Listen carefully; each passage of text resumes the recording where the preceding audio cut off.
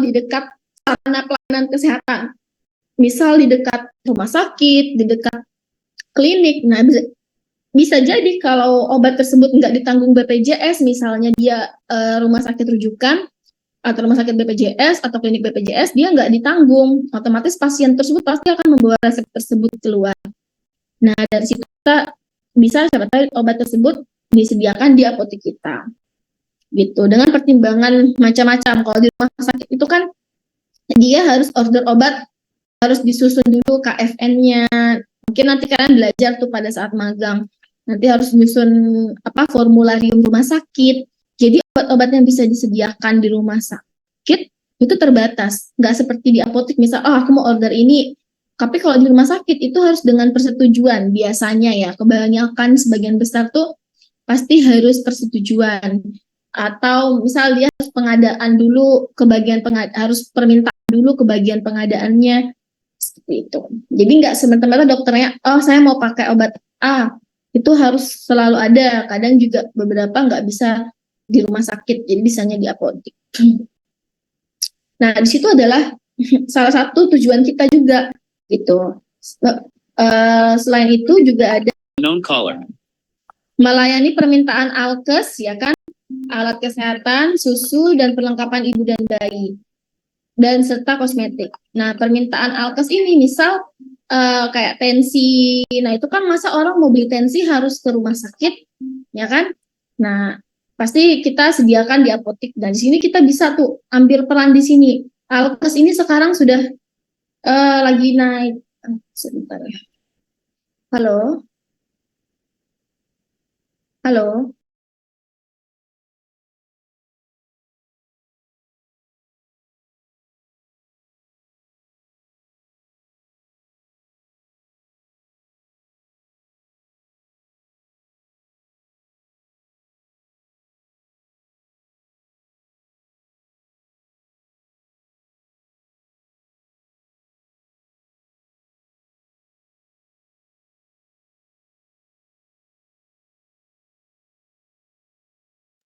Maaf ya. Tuh, jadi bisa alkes ini sekarang udah banyak, jadi banyak sekali pasien yang sekarang diarahkan misal ngecek gula darah sendiri di rumah gitu, karena kan dia harus ngontrol makannya, jadi harus ngontrol gulanya, asam urat, atau kolesterol. Nah, itu kan juga ranah kita. Atau tensi. Pasien yang punya tekanan darah tinggi itu kan harus rutin tensi minimal sebelum, karena banyak pasien itu yang keberatan ke dokter, entah terkendala biaya, terkendala jauh misal, atau dokter nggak praktek, karena kan dokter tuh praktek ada jam-jam tertentunya saja, dokternya nggak praktek. Nah, itu adalah kesempatan kita, jadi dia bisa memonitor sendiri kesehatannya di rumah. Terus susu ini pasti, karena apa, susu tuh ranahnya apotek. Mungkin banyak ya susu-susu yang dijual di supermarket, tapi ada banyak susu juga yang dengan indikasi medis, jadi cuma boleh dijual di apotek. Contoh paling kecil, susu buat meningkatkan berat badan. Ada kan anak yang berat badannya kurang, itu harus diresepkan dokter susu dengan tinggi kalori. Nah, itu bisa kita sediakan di apotek. Apalagi susu ini jangka panjang, jadi pasti orang tersebut itu akan minum obat susu, anaknya itu kan misal dia kan 6 bulan pasti minum susu full, nanti naik 6 bulan ke atas ganti susu. Nah, itu pasti itu adalah salah satu ranah kita juga gitu.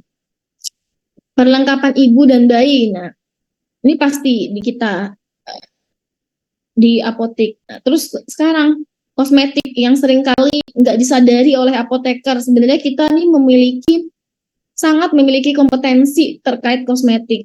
Apalagi kita kan, kalian kan pasti di S1 ada mata kuliah terkait teknologi semisolida.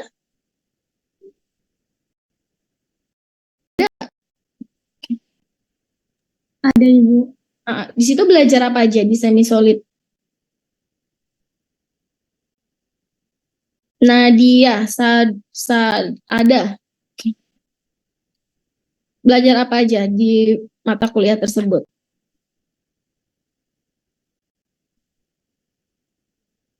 Sudah kan pasti? Sudah Bu, belajar formulasi Bu.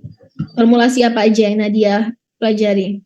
Ada formulasi krim, ada formulasi pasta gigi, pembuatan suspensi, formulasi lipstick. Nah, ya kan kalian dan sudah punya lain-lain. bekal. Kosmetik, lipstick kan salah satu kosmetik. Ya kan tadi bilang apa lagi tadi? Krim, ya kan? Kalian bisa tuh sebenarnya. Itu juga salah satu bentuk kewirausahaan yang bisa kalian lakukan. Entah kalian bereksperimen apa, nanti dilakukan uji. Kalau itu baik, ya kan bisa dipasarkan. Eh, seperti itu. Nanti mungkin di industri bisa lebih banyak juga ya belajar kan itu terkait ke pembuatan industri. Nah, kalau sudah terbuat kan bisa dipasarkan di apotik. Nah, jadi teman-teman juga tahu nih kita sahabat grup punya cabang salah satunya Unifarma. Unifarma ini baru buka. Jadi di sini kita lagi membrand produk kosmetik The Freeze yang punyanya Pak Hadi, ya kan ya Pak Hadi Kencoro itu. Nah, itu kan juga salah satu ranah kita gitu. Itu adalah potensi kita untuk berwirausaha. Di apotek juga kita bisa jual kosmetik gitu. Ya.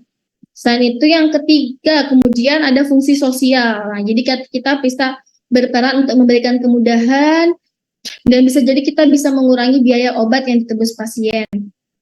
Jadi misal ada orang yang kita mau bantu ke puskesmas atau kita mau bantu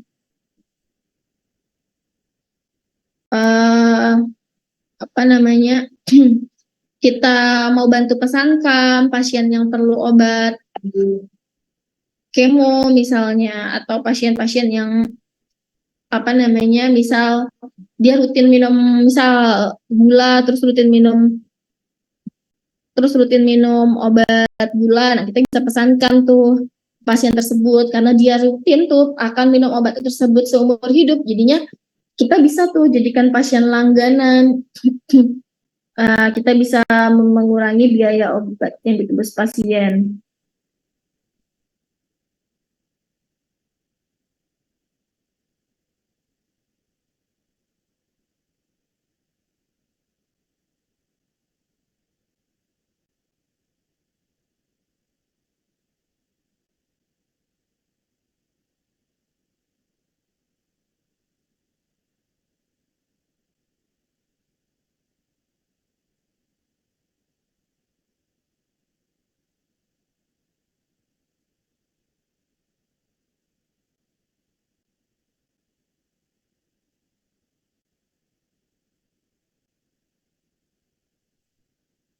Ya. Terus yang terakhir fungsi ekonomis. Nah, pastinya kita bisa sebagai tempat berusaha dan memperoleh keuntungan finansial.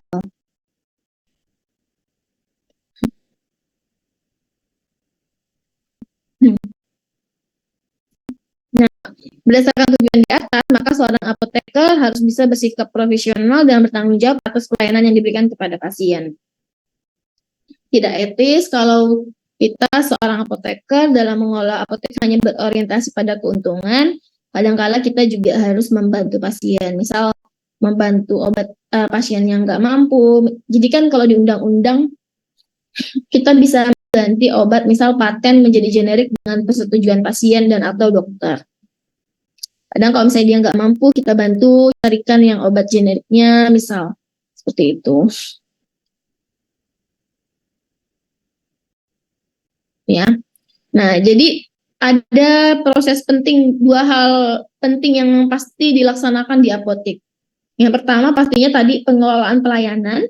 Jadi kita harus memberikan pelayanan terbaik kepada pasien. Nah, dengan tolak ukurnya apa? Kalau saya selalu bilang, layanilah pasien atau konsumen Anda sebagaimana Anda ingin dilayani oleh orang lain. Kira-kira kalau misalnya kita mau beli obat ke suatu tempat, akan beli nggak? Misal dia cuekin kita udah berdiri, tapi yang melayani itu cuman duduk gitu, nggak melayani kita, sibuk main HP, mungkin nggak kita akan pindah ke tempat lain, ya kan? Pasti kita nggak mau dilayani seperti itu. Pasti kita mau begitu kita datang, kita disapa, kita dilayani dengan baik. Pokoknya prinsip kami adalah kita harus melayani pasien seperti kita mau dilayani oleh orang lain. Misal kita nggak usah di apotek, misal kita belanja baju, terus kita nih nggak ada ukuran yang kita mau di situ. Nah, terus kita nanya sama orang yang di sana, penjaga SPG atau salesnya di situ, terus dia nggak nyariin gitu. Pasti kan kita jadinya males gitu kan, nggak mau lagi beli obat di situ gitu.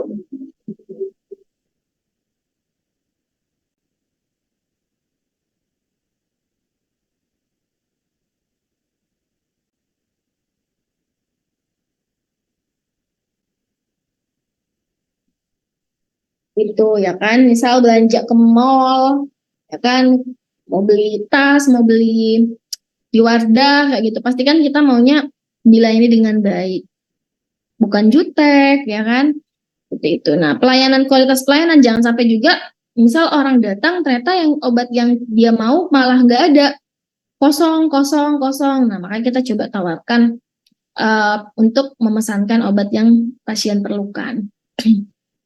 Nah, terus yang berikutnya pengelolaan persediaan. Nah, untuk bisa dapat pelayanan yang baik, persediaannya pasti harus baik. Jangan sampai kayak tadi kosong-kosong, pasti pasien kecewa. Nah, jadi setiap pasien atau customer yang datang harus membawa obat sesuai yang diinginkan. Dengan kalau misalnya kita nggak punya, ya kita bisa nawarkan institusi obat lain. Misal dia maunya obat paten merek A, kita punyanya merek B, kita tawarkan. Obatnya kandungannya sama, Ibu, jadi bisa dengan obat ini juga gitu. Atau kita bantu carikan ke apotek kita, misal kita punya cabang nih, di cabang kita ada, kita bisa carikan ke sana. Atau kalau dia mau satu box, malahan lebih baik. Kita bisa pesankan aja ke distributor. Atau misal obatnya itu ternyata apa namanya? Obatnya itu ternyata dia obat kronis yang bisa pasti diminum setiap bulan. Nah, kita tawarkan aja pasien untuk kita ridikan. Jadi nanti bulan depannya kita hubungin lagi pasiennya untuk nanti mau tebus obatnya bisa di apotek kita. Gitu.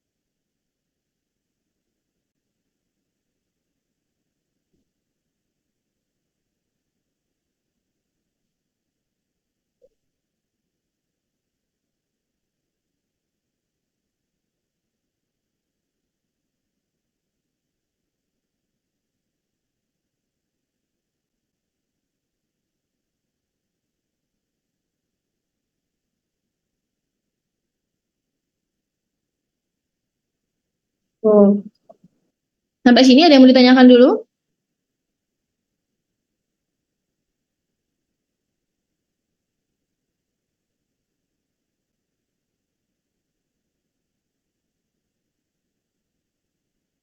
Belum ada, saya lanjutkan.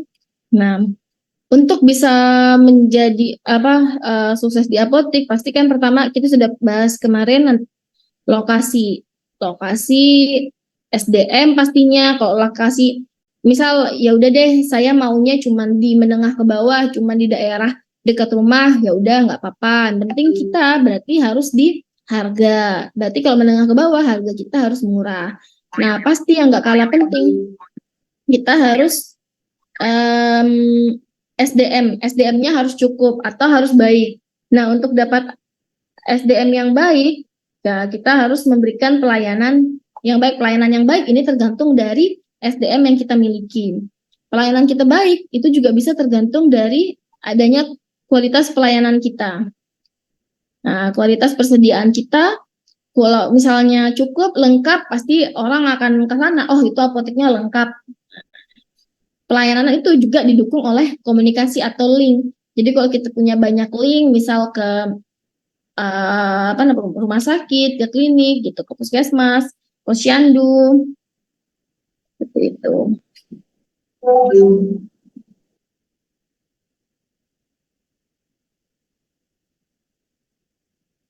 Nih, kita bahas satu-satu. Jadi lokasi strategis tadi dekat dengan sarana kesehatan, di tengah kota karena pusat perdagangan, bisa juga kalau misalnya nggak pun dekat rumah sakit, ya udah di tengah kota, di tempat orang-orang tuh lalu lalang. Jadi bukan cuma tempat lewat, jadi pasti orang mampir, misal ada banyak orang jualan di situ, tempat perdagangan, atau gampang dijangkau, mudah diakses. Jadi mudah diakses itu erat dengan misal ada tempat parkir, ya kan? Gampang dijangkau. Ini bisa juga kita sekarang adakan online. Nah, jadi pasien dari rumah pun bisa pesan obat di apotek kita. Hal tersebut pastinya didukung oleh SDM yang handal. Jadi pasti tenaga apoteker yang ahli dan profesional. Nah, kita harus tahu banyak obat untuk dapat menyarankan atau memberikan masukan atau informasi terkait obat ke pasien. Misal pasien demam, kita nggak punya paracetamol misalnya, ya udah kita harus punya, kita sudah dibekali ilmu. Kalau untuk mengatasi demam selain paracetamol ada ibuprofen. Atau dia nyeri, untuk mengatasi nyeri bisa dengan selain paracetamol, bisa dengan natrium diklofenak, atau sakit gigi bengkak bisa dengan asam efenamat, ya kan? Seperti itu. Jadi kita sudah dibekali. Jadi yang paling tahu tentang obat adalah apoteker, adalah farmasis. Nah, kita selain apoteker juga diperlukan tenaga teknis kefarmasian atau TTK yang rajin dan terampil. Nggak mungkin apoteker bekerja hanya sendirian gitu. Nanti misal dia yang menyiapkan, dia yang meracik, dia juga yang menyerahkan. Nah, pasti kita perlu TTK juga. Dan nggak mungkin kita jaga, misal apotek kita buka dari jam 10 pagi sampai jam 10 malam, terus kita jaga 24 jam di situ. Pasti kita perlu adanya TTK kita juga untuk saling membackup.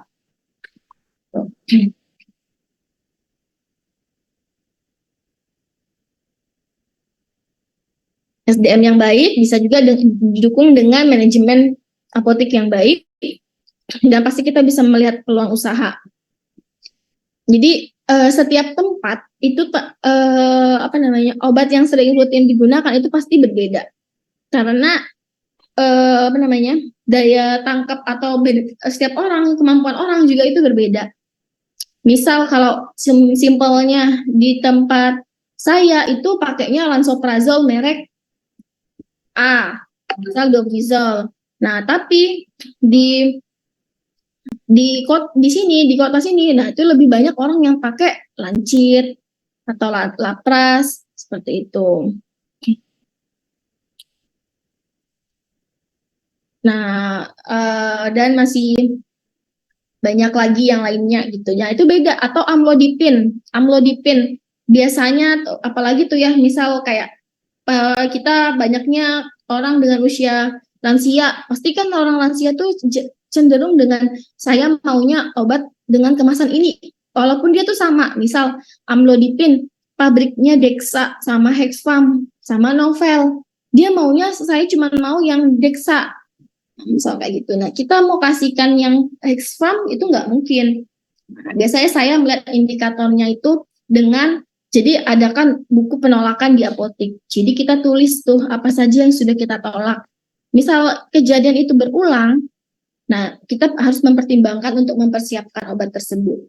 Jangan sampai kita tuh nggak bisa bilang apotek di situ nggak lengkap, nggak bisa menyediakan yang kita mau seperti itu. Jadi kita harus pandai-pandai untuk melihat peluang usaha atau peluang obat. Karena apalagi kalau kayak misalnya apotek baru, pasti kita bingung kan mau stok obat apa. Nah, itulah pentingnya nanti studi kelayakan. Nah, nanti di studi kelayakan kalian bisa lihat tuh di sini tuh ada misal kalian mau buka apotek di tempat di Dr. Sutomo. Kalian lihat di sana masyarakatnya kalangan menengah ke bawah atau menengah ke atas. Nah, terus sudah banyak apotek nggak di sana? Seperti itu. Nah, pastinya leadership dan teamwork. Itu pasti yang paling penting. Nah, unggul dalam persaingan. Nah, sekarang, jadi kalau kalian lihat di sini, di Samarinda, di Indonesia, obat itu masih bersaing dalam segi harga. Ya kan? Karena pemerintah kita masih menetapkan harga, nanti di bawah kayaknya saya ada masukkan harga. Jadi kalau kalian lihat di obat itu kan ada namanya HET, harga eceran tertinggi. Jadi kita nggak boleh jual obat di atas itu. Biasanya margin maksimalnya tuh kalau nggak salah sampai dengan 25 atau 30% gitu. Nggak boleh lebih dari itu. Nah, kita dibatasi, masih ada celah tuh. Jadi siapa yang paling murah bisa jadi itu adalah yang paling banyak orang yang beli kayak gitu. Nah, kalau kalian lihat di Saudi Arabia atau di sana di Mekah itu semua obat dimanapun harganya sama. Jadi mereka jual obat ya pasti harganya sama. Apa yang membedakan? Bedakan pertama selain tadi lokasinya, tempatnya, kedua orangnya. Orangnya pasti juga dari pelayanannya. Pasti pelayanannya berbeda. Nah, bagaimana cara kita untuk unggul dalam persaingan? Pasti pertama adalah pelayanan yang baik. Nggak mungkin dengan misal pelayan A, jadi itu sering terjadi ya, pasien datang, saya maunya sama Mbak Lina. Apa sih bedanya? Pasti dari pelayanannya. Misal pasien datang, kita sapa, selamat pagi Ibu, ada yang bisa dibantu, misal kayak gitu. Atau dengan, ya Ibu, kenapa? Perlu apa? Misal kayak gitu. Pasti kan orang maunya yang ramah, yang baik, seperti itu. Nah, kalau di Saudi Arabia orang sudah seperti itu. Jadi karena harga sudah sama, jadi pasti orang mencari apotek pasti yang pelayanannya baik, gitu. Baik, ramah, dilaksanakan oleh tenaga yang profesional. Dan apalagi pasien-pasien sekarang ini sudah pintar-pintar. Kadang dia saya nggak mau, saya maunya dilayani sama apoteker. Saya maunya diserahin obatnya sama apoteker. Nggak mau dia sama TTK. Nggak mau apalagi apoteker tapi nggak pakai seragam, nggak mau. Ada yang seperti itu. Ya. Nah, selain pertama tadi pelayanan, pasti kelengkapan persediaan obat. Jadi pasien nggak mau, pasti kalau udah tahu, oh ini apa namanya, oh ini obatnya nggak ada terus, setiap kali saya 3 kali ke sana nggak pernah ada, nggak lengkap, pasti orang nggak akan mau lagi ke situ. Atau sepi itu, oh sepi ini berarti entah mahal atau nggak lengkap atau gimana nih, gitu. Ini ya. Baru yang berikutnya baru orang pasti ngelihat harganya. Ini adalah nilai tambah. Jadi kadang orang ada yang mau rela bayar lebih asalkan pelayanannya baik. Banyak pasien yang seperti itu. Tuh ya. Baru yang berikutnya kenyamanan. Misal di ruangan ber-AC, tertutup, seperti itu. Ini opsional ya. Kan ada juga orang tuh yang nggak suka dingin. Itu juga. Ini kembali lagi ke tempat nanti lokasi tadi ya, sama dana yang kita miliki. Misal.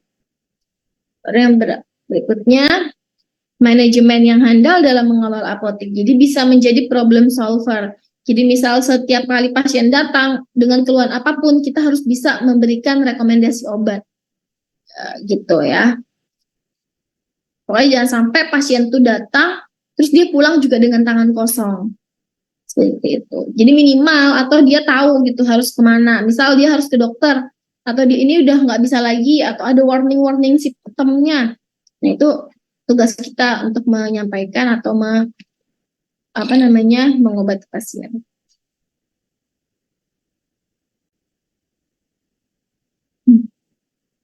Berikutnya bisa menjalin kerjasama yang baik dengan relasi, ya kan? Ini penting sekali. Sekarang, nah bisa membaca peluang di masa yang akan datang. Terus yang terakhir baru modal. Pastinya nggak mungkin kita buka apotek tanpa modal. Jadi kita pasti perlu modal untuk membuka suatu apotek. Gitu. Ya, jadi customer satisfaction.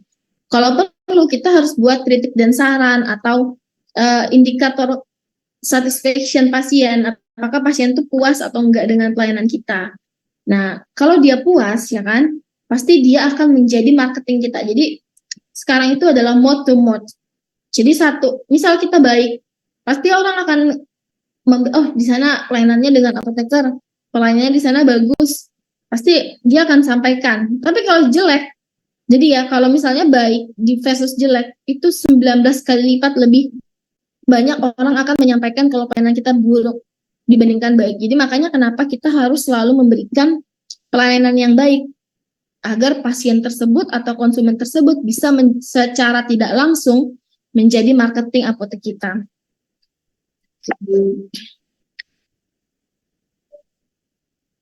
Kita ciptakan setiap pasien yang datang tuh harus puas dengan layanan yang kita berikan.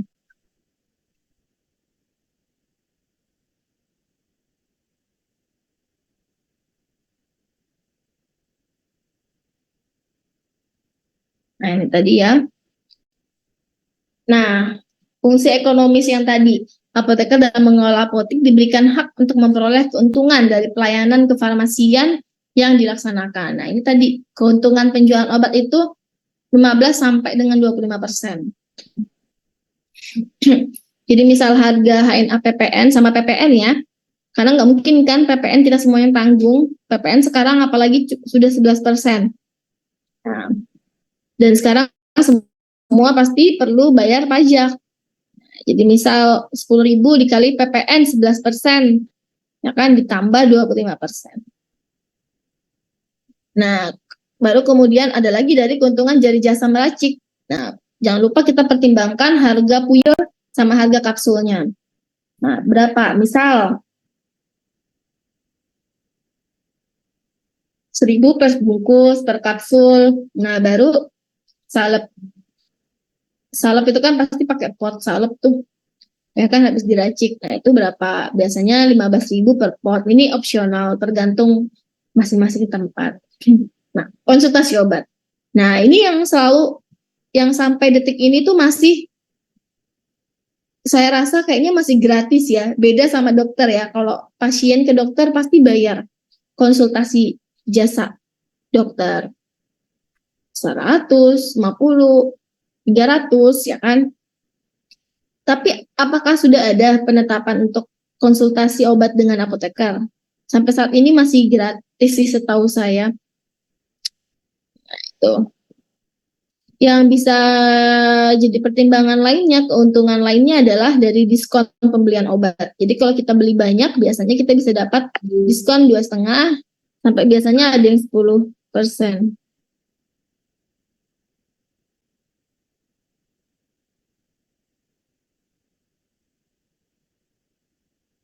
Tuh. Sampai sini ada yang mau ditanyakan dulu?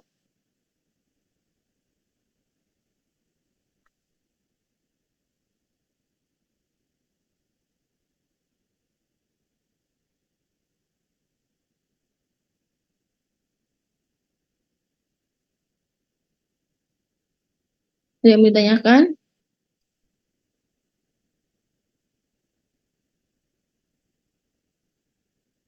Oke, kalau belum ada saya lanjutkan ya. Ya, keuntungan dari penjualan obat, ya, penentuan harga jual tadi. Jadi pertama untuk membuka apotek pasti kan bingung nih, kita mau jual harga berapa, ya kan? Nah, kalian harus pahami dulu istilah ini HNA. HNA itu harga neto apotek.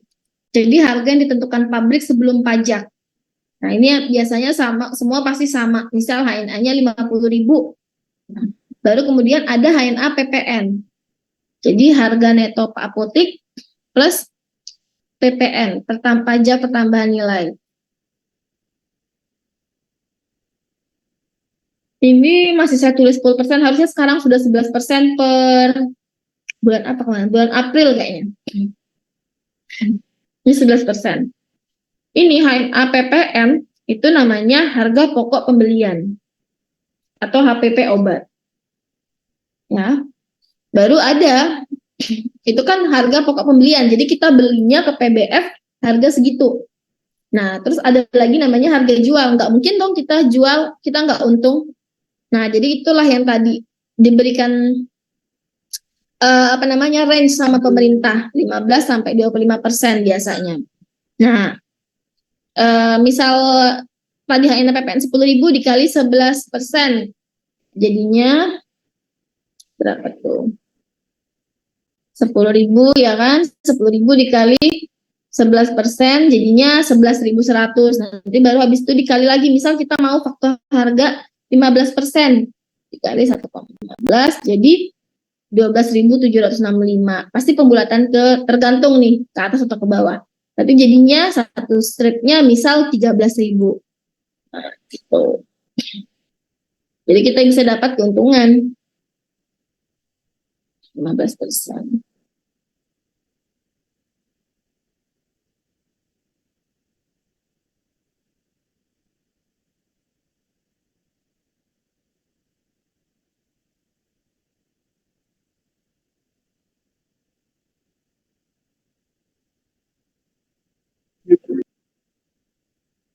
Gimana?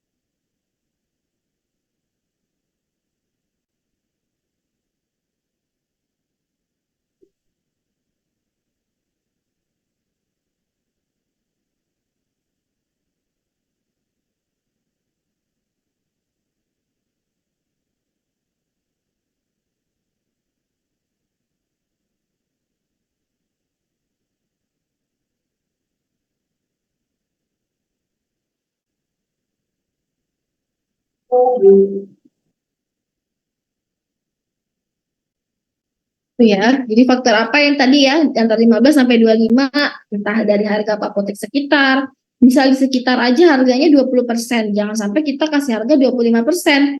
Baru kita apotek baru yang belum dikenal. Nah, itu pasti perlu dipertimbangkan. Selain itu daya beli masyarakat sekitar, misal ternyata kita di kompleks yang menengah ke bawah tapi kita kasih harga 25%.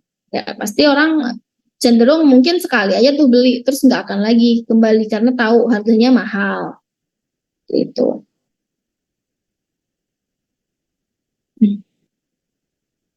Nah, manajerial apotik.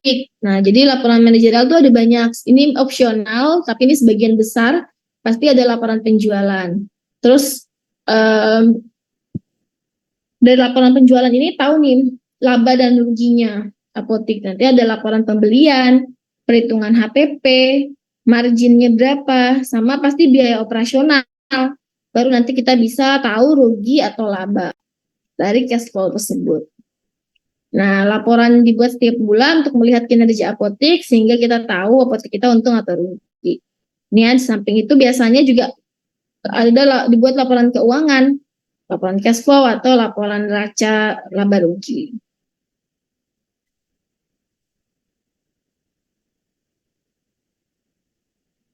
Ini ya, tadi berikan pelayanan terbaik, pasien yang puas tuh pasti akan menjadi marketing apotek kita. Setiap pasien yang datang harus mendapatkan obat, pertama itu pasti penting. Carikan atau dipesankan. Jadi kita tawarkan untuk mencarikan obat tersebut supaya dia juga, oh aku nggak perlu cari repot-repot lagi cari ke tempat lain. Jadi kita bantu carikan. Kadang ada tuh, saya sudah cari keliling sama Linda obatnya nggak ada. Tuh kasihan kan pasiennya udah cari kemana-mana. Nah, alangkah baiknya kalau kita coba bantu carikan yang diperlukan pasien. Atau misal obatnya kosong, ya udah kita konsultasikan ke dokter. Boleh, kadang kan dokter juga boleh menggantikan obatnya ke yang lain. Misal ke paten lainnya yang kita punya, atau generik. Nah, atau substitusi, misal adanya yang generik, kita tawarkan, boleh Kak, mau Kak Ibu dengan yang paten gitu. Cross selling, nah ini yang sering sekali terjadi sekarang, cross selling sama upselling. misal cross selling sama upselling ini, yang upselling dulu ya. Upselling itu misal pasien mau beli paracetamol yang kecil, ditawarkan yang besar, kayak gitu.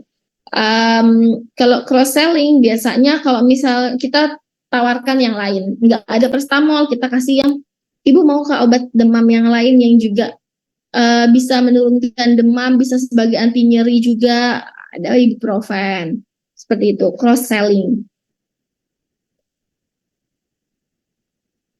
Nah, bisa juga misal dia demam, ibu sudah punya eh, apa namanya kompres, misalnya kayak gitu ditawarkan baby fever, nah, itu upselling namanya. Jadi kita nawarkan lagi ke pasien, nah itu pasti akan meningkatkan omset kita gitu.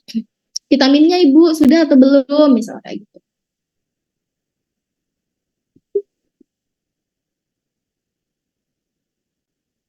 Itu ya. Nah, pasti tadi selain pelayanan, yang kedua adalah pengelolaan persediaan yang baik. Nggak boleh kurang, nggak boleh lebih. Kalau kurang, kita pasti akan sering penolakan. Indikator kelengkapan kita menjadi berkurang. Nah, tapi kalau lebih, pasti menjadikan biaya kita menjadi besar. Karena kan obat itu ada jatuh temponya kalau kredit. Biasanya 1 bulan. Kalau 1 bulan kita nggak bisa bayar, pas obatnya tuh nggak laku, berlebih, terus nggak laku, pasti kan kita harus tetap bayar tuh ke PBF, ya kan? Makanya jangan sampai juga obat yang kita pesan itu berlebih. Nah, jadi pasti harus cukup gitu. Nah, dengan cara apa kita bisa tahu? Nanti ada namanya Pareto obat. Jadi ada Pareto A, B, C. Nah, nanti yang Pareto A itu biasanya obat yang mahal, ya kan? Pareto B sedang, yang C itu biasanya yang murah. Nah, kita juga bisa mengendalikan pembelian obat, ya kan, dengan HPP. Misal kita minta diskon ke PBF, nah seperti itu. Nah, pastinya mencegah kehilangan dan kerusakan, karena kalau hilang atau rusak misal kemasannya itu kan dia blister terus ternyata robek, otomatis kan nggak bisa dijual, kita nggak bisa minum, ya kan, tapi kita harus bayar, itu biayanya besar. Terus obat ED, jangan sampai sudah tadi itu stoknya berlebih, terus jadinya ED, ya kan, ED udah dia apa namanya kita bayar, tapi hanya untuk dimusnahkan saja. Gitu. Jadi harus diminimalisir obat kadaluarsa.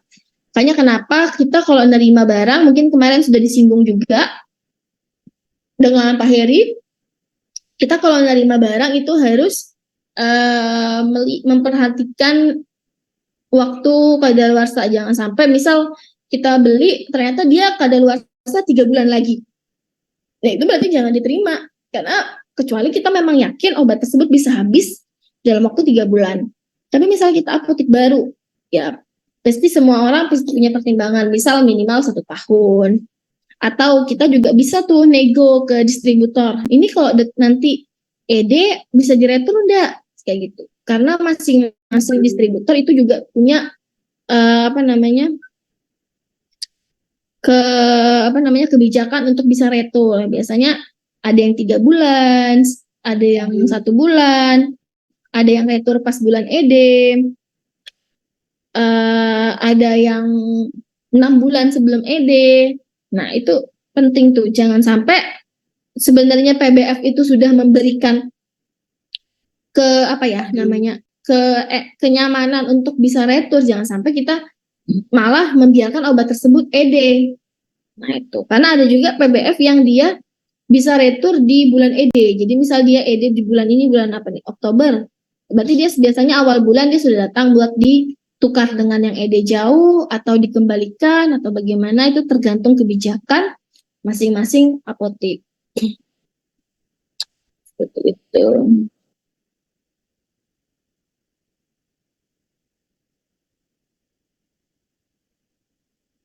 Sampai sini dulu, ada yang mau ditanyakan?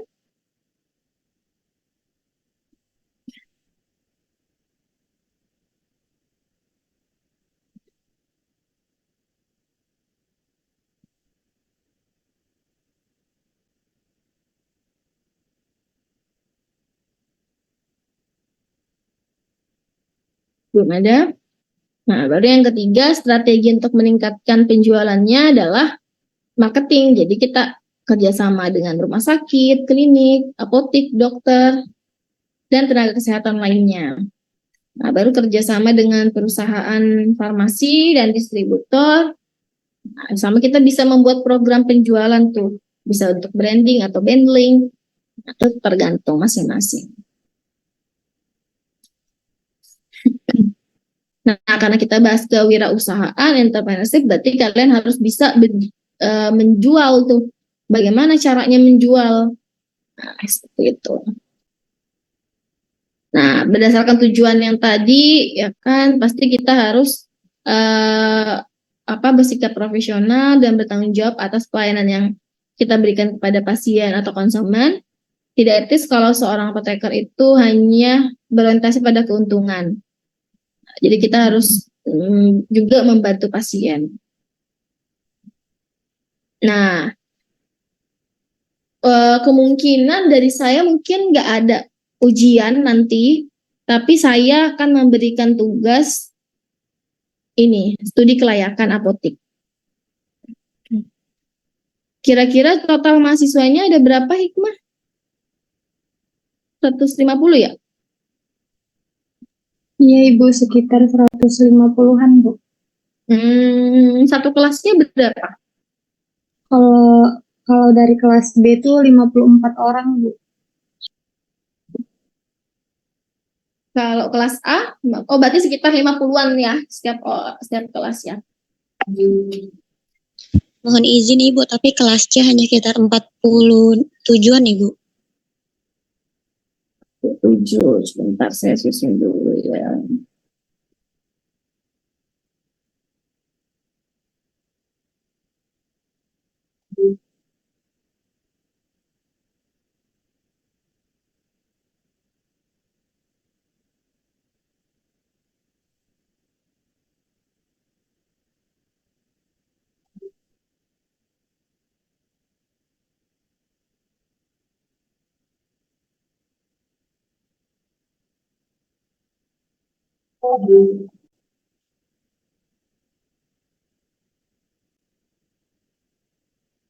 Berarti 47 ya, 47. Mohon izin Ibu, ternyata 45 orang Ibu untuk kelas C. 45. Berarti pokoknya minimal 10, berarti berapa tuh ya? Pokoknya minimal satu kelompok tuh 10 orang. Maksimalnya 15 orang. Dan kalau bisa dibagi rata. Jadi misal tadi 45 dibagi 11 ya kan, bisa jadi 4 kelompok. Ya kan? Satunya 12, ya kan? Tadi 54 dibagi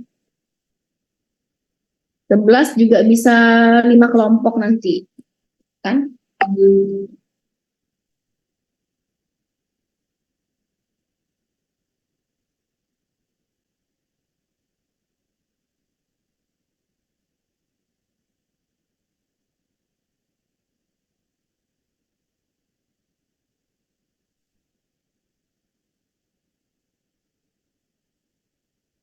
Ya, bisa. Jadi nanti bisa dalam Word, nanti di atau di email aja deh, di email ke saya untuk tugasnya. Jadi nanti kalian cari tempat pendiriannya, ya kan? Kalian susun tuh mau tempatnya di mana, foto. Pokoknya buat studi kelayakan, foto tempatnya di mana, di lahan kosongnya, mau sewa atau gimana nanti di sana sistemnya, buat apotek sendiri kah atau apa, ruko kosong kah, kalian lihat konsep yang kalian inginkan, terus alasannya kenapa memilih di tempat tersebut. Misal di Dr. Stomo, aku mau karena rame, misal, atau di Kadrioning, kayak gitu. Jadi alasannya apa, terus visi misinya ya kan, sudah ditetapkan konsepnya seperti apa, baru nanti alasannya gimana, visi misinya, terus buat analisa SWOT dari tempat yang kalian tadi pilih, Ya kan, SWOT itu adalah strength, kekuatannya apa? Misal tadi dari lokasi dia dekat apotik, dekat rumah sakit. Misal di sini nih PMI dekat rumah sakit, kekuatannya, weakness-nya, kelemahannya. Oh, tapi banyak apotik yang sudah ada di sini, jadi banyak pesaing ya kan. Peluangnya apa? Banyak dokter yang praktek misal. Ancamannya apa? Tapi harga di situ semua murah, jadi kan kita nggak bisa kasih harga murah misal, atau nggak ada tempat parkir. Nah itu kalian lihat sendiri, kalian analisa sendiri. Nah terus lihat potensi pasarnya, kira-kira di sana menengah ke bawah, ke atas ya kan. Terus kira-kira di sana ada resep nggak, ada dokter nggak? Kalau ada dokter, kira-kira berapa banyak resepnya, rame nggak dokter di situ? Seperti itu. Nah, baru tetapkan struktur karyawannya ya kan, sudah tahu tempatnya, bukanya. Nanti kalian bikin berapa tuh minimal omset, apa namanya, sewanya berapa, biayanya mau berapa karyawan, ya kan? Terus obatnya berapa jumlah biaya yang kalian butuhkan untuk obatnya. Terus nanti bikin struktur karyawan kan, bisa satu apoteker, nanti 2 TTK kah. Baru kalian mau apa nih, strategi pemasarannya gimana. Misal, oh saya mau jualan obat apa tadi, kosmetik misal. Oh, saya memasarkan gimana cara pemasarannya, terus biaya investasinya. Ada yang mau ditanyakan terkait tugasnya?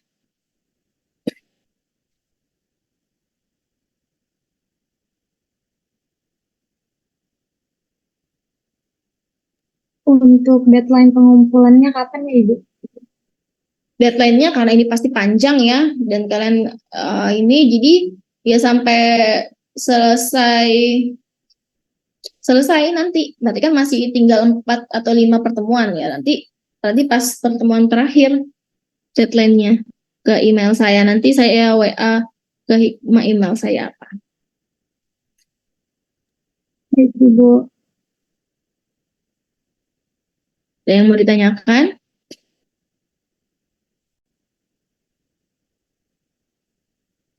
Udah paham tugasnya apa aja?